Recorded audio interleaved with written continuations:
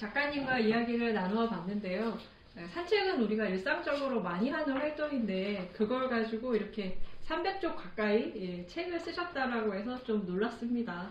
그러니까요. 되게 산책이 우리한테 익숙한 내용인데 막상 읽어보니까 산책에 대해서 되게 여러 가지 내용이 나와가지고 생각지도 못했는데 이렇게 많은 생각을 할 수 있구나 네. 이런 걸 좀 생각해 보게 됐죠. 오늘 작가님이랑 얘기를 나누느라고 이 책 속을 좀 못했던 것 같아요.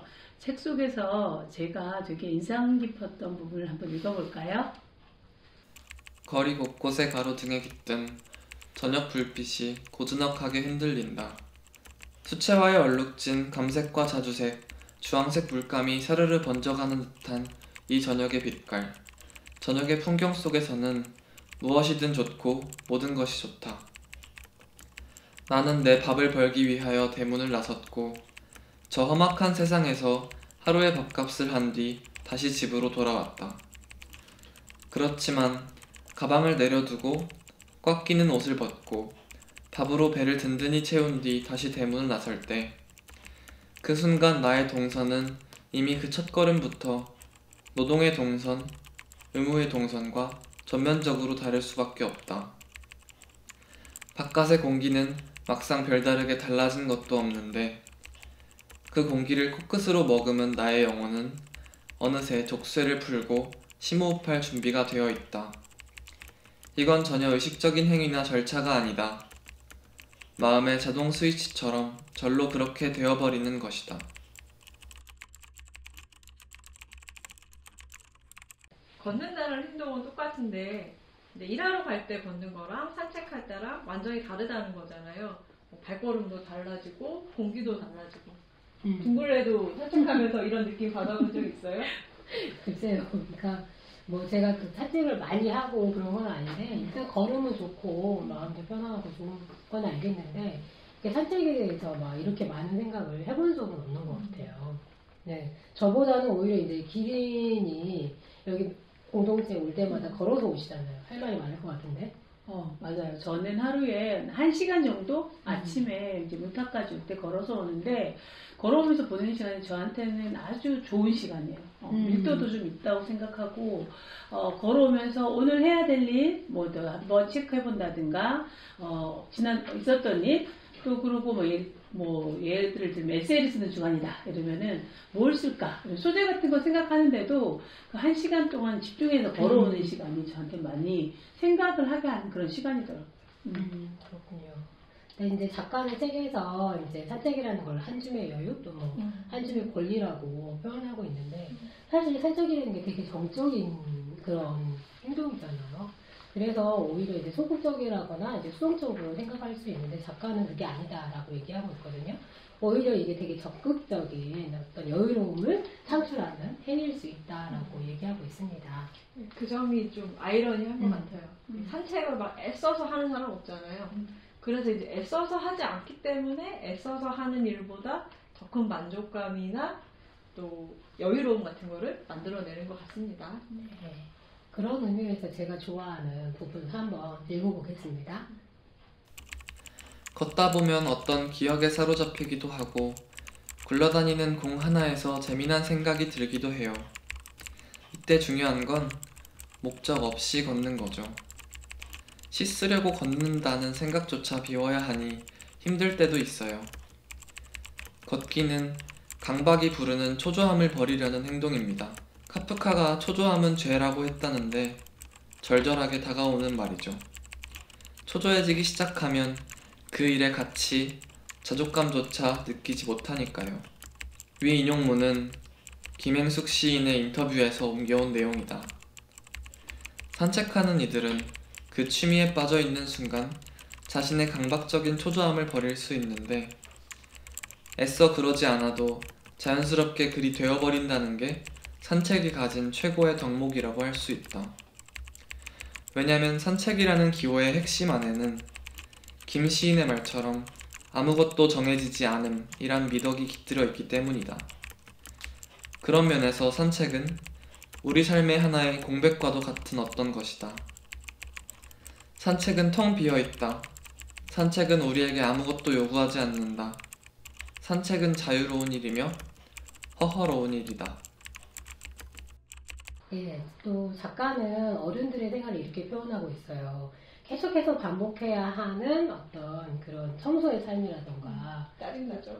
아니면 이제 뭐 끝도 없이 날아오는 세금 고지서의 삶이 짜증나죠. 예, 뭐 삶이라고 표현하고 있는데 사실 그렇죠. 짜증나죠.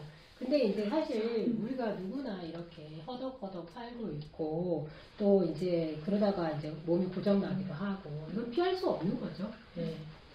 저자도 몸에 이상이 생긴 이후에 산책하는 습관이 생겼다고 적고 있죠. 네. 누구보다도 막 열정적으로 살고 성과를 내려고 애를 많이 써왔는데 이제 어느 순간에 이제 온몸에 피부 발진이 나서 이제 사회생활이 어려워지는 순간이 왔다라고 해요. 그래서 이제 일단 모든 일들을 다 접고 휴식이나 이제 산책에 우선순위를 두게 되었다라고 해요.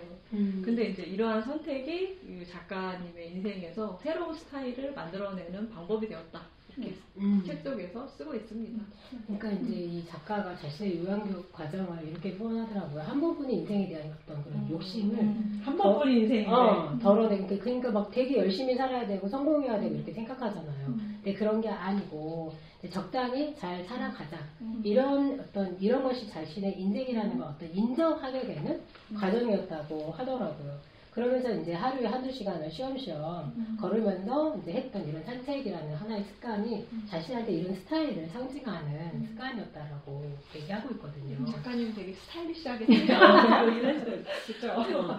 저 같은 걷는 것도 경우는 좀 멋지실 것 같아요. 진짜 걷는 거 한번 뵙고 싶어요. 인물 같은 걷는 걸 보지는 못하네. 걸으면서 찍을 걸 그랬다. 아쉽네. 브이로그 이런 걸로 찍었어요. 네. 뭐 저 같은 경우는 스타일까지는 잘 모르겠지만 일단 걷다 보면 정말 많은 생각을 하게 되는 건 확실한 것 같아요. 여기 텍스트에도 책에도 나오지만 김행숙 시인의 말처럼 작은 공 하나에서도 많은 생각이 떠오른다고 하잖아요. 그리고 잊었던 기억들까지 떠오른다. 그런 면에서 걷기는 정말 생각을 이끌어내는 데는 분명히 유의미한 활동 같아요. 정말 그 자질구레한 5만 가지 생각이 자동 기술처럼 맞아. 지나가는 계속해서 생각이 어떻게 떠올라요. 생각이 많이 나나 싶어요. 우리가 뭐 글 써라 그러면 생각 안 나요 이러는데 맞아요. 걷는 동안에는 진짜 너무 생각이 많이 뭔가 나죠. 자신감. 그런 것 같습니다. 네. 그런데 또 기분이 나쁠 때도 우리가 또 걷게 되잖아요. 네, 저 같은 경우도 이제 좀 생각이 정리가 안 되거나 또 괴로운 일이 있거나 그럴 때 조금 더 많이 걷고 저는 이제 안양에 사는데 제가 그 백운호수 길을 걸으면 많은 해독작이 오고요. 저 몸속에 있는 독소를 그 강물에 호수죠. 호수에 많이 풀어놨습니다. 그런 내용을 담고 있는 부분은 이제 한번 읽어보겠습니다. 때때로 산책하는 이는 자신의 크고 작은 슬픔과 고민에 잠겨서 거리를 배회하곤 할 것이다. 그렇지만 그는 알고 있다. 자신의 부정적인 감정을 돌파하기 위하여 필요한 건 오로지 자신의 밀폐된 마음에 집중해서 그 내면적인 진폭의 크기를 무제한으로 늘리는 일이나 나의 파괴적인 에너지에서 멀리 도망칠 수 있는 해방구를 찾는 일이 아니라는 것을. 내 안에 쌓인 저 어두운 침전물들을 나 대신에 치워줄 수 있는 존재는 끝끝내 어디에도 없다. 어느 성지를 가거나 무슨 기적과 같은 일을 경험해서 마법처럼 치워지는 계기가 있을 리도 없다. 나의 내면을 사로잡은 눅진한 찌꺼기들이 절로 사라질 리도 없을 테고 결국 내가 매일매일 자신을 아끼고 돌보는 수밖에 없다. 해야 할 것들을 빠짐없이 해내고 어질러진 삶의 조각들을 정돈하면서 그런 정돈의 습관을 내 몸의 근육처럼 만들어가며 또 자신의 습관에 짜증과 건태를 느끼지 않도록 노력하면서 그렇게 오랫동안 내 마음속의 어둠을 그저 잘 달래고 또 달래가면서 산책은 자기 성찰적 활동이다. 이런 표현이 좀 저는 맞는 것 같아요. 저 같은 경우도 막 화가 나거나 감정이 막 복받쳐 올랐을 때 일단 밖에 좀 나가서 걷는다든가 이러면서 자기가 했던 말이나 행동 등을 좀 돌이켜 볼 수도 있고, 그러면서 생각이 차츰차츰 이제 기운이 가라는 것 같아요. 먼저 밑에서부터 기운이 차츰차츰 가라앉아 오고 생각도 정리되면서 내가 했던 행동이 어떤 거인지 한번 돌이켜 볼 수 있는 시간. 그러면서 전체 이제 머리가 식기 시작하면서 정신도 차려지고, 이런 면에서 어떤 자기가 해왔던 행동을 돌이켜 볼 수 있는 좋은 활동이 되는 것 같습니다. 네. 그러니까 이제 산책에 생각해보면 기승전결이 없고 되게 무덤덤한 활동을 맞아요. 같은데 아까 말씀드린 대로 그 좀 적극적인 역동적인 맞아요. 활동이지 않나라는 생각이 들고, 그래서 이제 생각이나 뭐나 이런 게 덜어내는 게 되게 어려운데 그런 것들을 가능하게 해주는 실천적인 방법이 바로 산책이 아닐까 이런 생각이 드네요. 네. 그래서 이제 오늘 사실 우리 방송 주제가 자기를 돌보는 실전 방법으로서의 걷기잖아요. 산책. 예. 그러면 저희가 1강, 2강은 이론편, 그리고 3강, 4강은 실전편, 이렇게 봐도 될까요? 예, 저희 이렇게 체계적인 사람들이 아니래가지고 다음 방송은 보셔야지 알 것 같습니다. 네. 이번에도 세트를 책을 좀 갖고 왔습니다. 걷기에 관련된 네. 책을 이렇게나 많이 책 골라주는 여자라는 새로운 캐릭터가 별명을 만들어주는 이미 많은 분들이 하고 있는 일이죠. 그럼 이번에도 책 소개를 짧고 간단하게 부탁드려요. 쉽게. 그래서 우선 이제 걷기의 인문학을 소개하고 싶은데요. 이 책은 리베카 솔릿의 책이고, 리베카 솔릿은 국내에도 이제 많은 독자를 갖고 있는 미국의 저널리스트이며 인권, 환경 활동가입니다. 우리나라에서도 리베카 솔릿의 책 중에 이 페어를 응시하라, 멀고도 가까운, 남자들은 자꾸 나를 가르치려 든다, 이런 책들이 좋은 반응을 얻고 있습니다. 걷기의 인문학은 이제 리베카 솔릿이라는 유명한 작가가 처음으로 세계의 이름을 알리게 한 책이었다라고 해요. 그래서 이제 걷기의 인문학이라는 제목에 맞게 이 책은 이제 루소, 워스워드의 시대부터 오늘날까지에 걸쳐서 걷기의 역사를 훑어보고 있는 책입니다. 그러면서 걷기라는 게 단순히 이제 취향의 문제뿐만 아니라 정치적인 문제일 수도 있다라는 점을 리베카 솔릿은 강조하고 있습니다. 분량이 너무 많더라고요. 그게 이제 이 책을 읽는 가장 큰 애로사항인데, 맞아요. 마지막쯤 가면 왜 이렇게 리베카 솔릿이 오랜 기간에 걸쳐서 걷기 역사를 훑어보고 있는지 이해할 수가 있고요. 이제 이런 쾌감을 만끽하시기 위해서도 꼭 읽어보셨으면 좋겠습니다. 네, 마지막에 재밌는 재밌죠. 예. 아, 이렇게 썼구나. 네. 스포가 있어서 말씀드리지는 않겠습니다. 네. 보니까 이거 다음 책은 버지니아 울프 책인데 최근에 이게 표지가 바뀌었더라고요. 그렇군요. 예. 두 번째 책은 이제 버지니아 울프의 런던을 걷는 게 좋아입니다. 이 책도 이제 버지니아 울프가 한 잡지사에 연재했던 글이래요. 그래서 런던의 유명 도시에 관한 6편의 짧은 에세이를 담고 있는 글인데요. 무슨 런던에 여행 가실 계획이 있으신 분들에게 꼭 추천해주고 싶은 책입니다. 지금 현재 코로나라서 어렵겠죠. 그렇죠. 런던 가기 좀 쉽지 않을 것 같은데, 저는 이 책 속에서도 마치 우리나라 어디죠? 서울의 남대문 시장. 남대문 시장처럼 런던의 옥스포드 거리를 어떤 쇼핑의 메카? 이런 공간으로 버지니아 울프가 보고서 그에 관해서 자기 어떤 스케치를 써본 부분이 되게 인상적이었어요. 네. 보면서 이제 옥스포드 거리가 우리나라의 명동이나 지금으로서는 강남이나 이런 곳이겠구나. 그 시절의 유행이라는 게 어떻게 만들어졌는지, 그리고 유행에 대한 버지니아 울프의 생각은 어떤가, 이런 걸 엿볼 수 있고요. 또 이제 런던에 가신 분들은 또 웨스트민스터 사원에 꼭 들려보시는데 거기에 관련된 글도 있어요. 되게 좋더라고요. 네, 그래서 정말 여행을 가시는 분들에게 좋은 가이드북이 아닌가 생각합니다. 네. 다음 책은 이제 소설인가요? 아니면 에세이인가요? 이 책 소설인데요. 로베르트 발저의 책이에요. 로베르트 발저 하면 우리한테 좀 생소한 스위스 저도 처음 들어본 것 같아요. 작가예요. 제가 잠깐 소개를 하자면 로베르트 발저는 1878년 이제 스위스에서 태어나서 1956년 이제 크리스마스 아침에 홀로 이제 눈밭에 죽어 있는 모습이 발견되는데요. 굉장히 좀 주목받는 작가였는데 그 일생은 조금 불운했던 것 같고 음. 우리한테는 조금 생소한 그럼 작가이지만 처음 들어봐요. 이제 우리가 좋아하는 뭐 헤르만 헤세, 음. 프란츠 카프카, 음. 발터 베냐민 뭐 이런 작가들이 사랑한 작가였대요. 오, 야, 유명한 작가들이 좋아하는 작가였다고 하니까 급 관심이 생기는데. 예, 근데 이제 이 발저의 작품에서 이 산책이라는 게 굉장히 중요한 모티브가 된대요. 그리고 여기 이 산책자 이 작품에 수록되어 있는 산책이라는 작품만 봐도 이제 한 남자가 하숙집을 나와서 뭐 도시의 광장을 지나고 은행에 들리고 또 뭐 상점을 지나고 가정집을 지나가기도 하고 또 양복점을 거치고 이렇게 산책의 코스별로 만나는 풍경이든 만나는 사람이든 그로 발생된 사건을 다루고 있거든요. 그래서 읽다 보면 정말 산책의 우연성과 소설 작품의 우연성과 또 이제 인생의 우연성 이런 것들이 참 절묘하게 이어지는구나.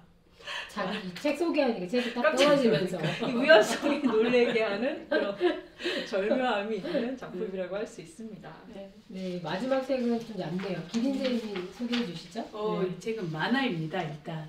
되게 만화. 반응들이 좋은 것 같아요. 만화인데요. 지금 방금 새털이 얘기한 우연이란 말이 여기서 나의 제목으로 나와 있는 우연한 산보라는 만화책인데요. 고독한 미식가라고도 하는 책으로 아마 널리 알려졌던 작가와 그리고 그 만화가가 두 번째로 만든 작품인데요.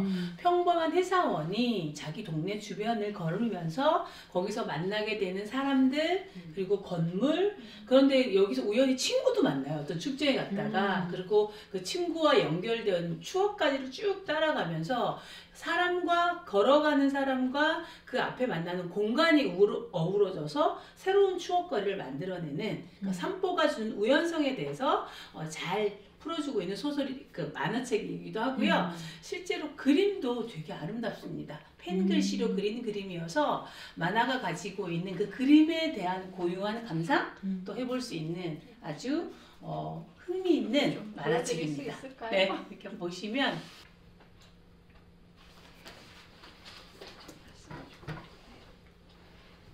이제 마쳐야 할 시간인데요. 오늘 방송한 내용을 한 알의 종합 비타민으로 정리해 볼까요? 약사님 잘 조제해 주세요. 네, 오늘의 종합 비타민은 바로 운동화입니다. 산책을 하려면 이제 신을 신발이 필요하잖아요. 이제 편안한 운동화가 제일 좋을 텐데 뭐 꼭 운동화 아니더라도 자기한테 편한 신발을 신고 지금 이제 현관문을 여시고 당장 나가셔서 한 30분이라도 걸으셨으면 좋겠습니다. 네. 그러면 우리가 이제 종합 비타민을 이제 얘기했고 각자의 한 줄의 영양제를 또 얘기해 볼까요? 네. 술을 좋아하는 쪽의 영양제는 간장약이고요. 간장약의 한 줄은 걷는 동안만이라도 일 생각하지 말고 멍 때리며 걷자입니다. 저는 걷는 거를 좋아하는 편인데 이제 최근에 보니까 걸으면서 내내 일 생각을 하고 있더라고요. 저도 이제부터는 걷는 동안만이라도 목적 없이 걷기 이런 행동을 한번 해보고 싶습니다. 저의 영양제는 오메가3이고요. 저는 계절을 좀 느끼고 그리고 주변 환경과 서로 상호작용하면서 걸어보자 입니다. 걸으면서 새털발처럼 멍 때리는 것도 좋은데 자기 앞에 다가오는 경치나 그리고 계절의 변화에 따라 달라져가는 자연 경치도 함께 보면서 걸어보시면 산책을 하는 또 다른 묘미를 느낄 수 있는 시간이 되실 것 같습니다. 예, 저희 영양제는 유산균이고요. 유산균으로서의 한 줄은 바로 짧아도 좋다. 20분이든 30분이든 자주 걷자입니다. 저는 조금 에너지가 없는 편이라 길게 걸으려고 하면 되게 부담스럽거든요. 짧아도 좀 자주 걷는 습관이 좋을 것 같습니다. 자, 이제 마칠 시간이네요.